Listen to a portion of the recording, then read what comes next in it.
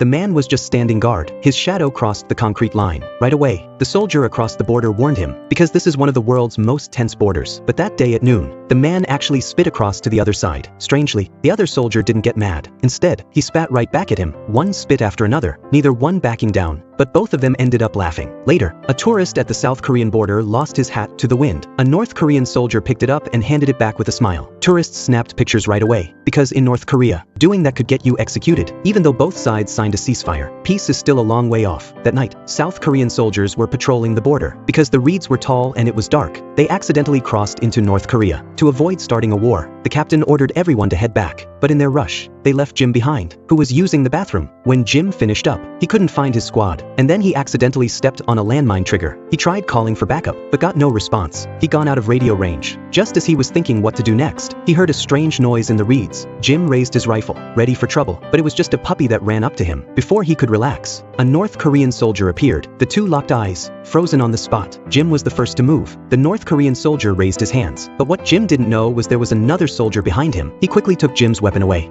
내가 데리고 나온 거 아니야? 자, 나 지뢰밟았어, 지뢰.